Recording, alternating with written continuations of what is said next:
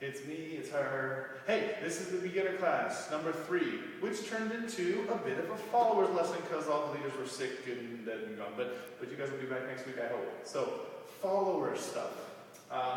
The thing that we kind of started working on was this feeling here, over here, that I think a lot of followers want to get away from. Everyone's really thinking about this a lot, pulling with this one, and really trying to get that connection, which is good, but when we're touching your back as a follower, you want to actually let yourself go into that a little bit. So you can see Stacia is still straight up and down, but she gets into that feeling. So that happens halfway through a swing up. 1, 2, 3, 4, 5, 6, 7. And it happens in the beginning. 1, 2, 3, and 4, 5, 6, 7, 8 of the swing up and close. So in that swing up and close, one of the things we showed you guys is that you want to think about staying in this one direction. So even in a rock step, even that moment, you go one direction, and if I don't bring you back, you stay there. So watch Stacia's speed. Step together, triple step. That whole part, she kind of stays back there, and that distance between us connects us, and it really helps you know what's coming next as a follower. Same thing in the middle. And then we worked a lot, and eventually you guys got it really well. This idea of going straight, but rotating as you go. Not turning, but changing your orientation while moving down a straight line. So watch Stacia do it. She does it so lovely.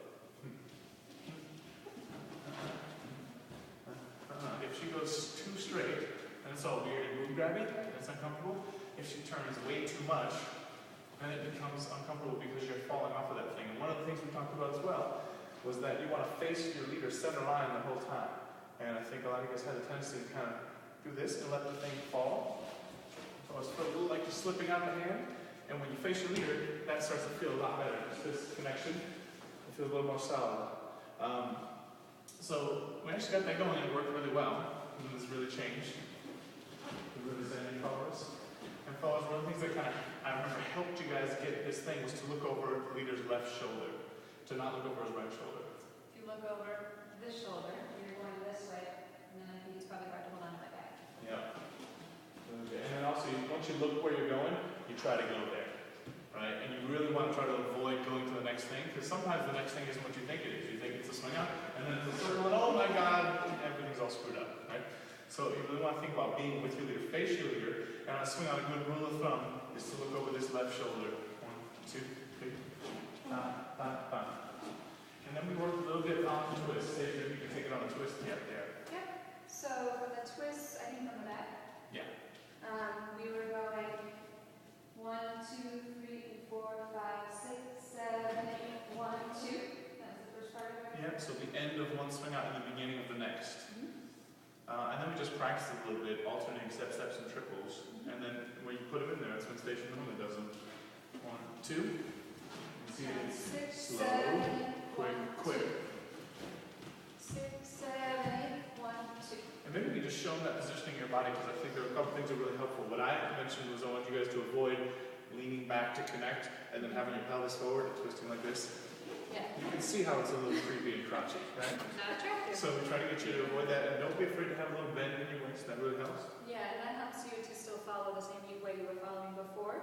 And one of the things I was saying is I noticed some people keeping their knees bent equally the whole time, which I think it would be helpful if you did 7 and 8, 1, and this one, I'm bending this leg, and this leg is straight, which also helps with my hips.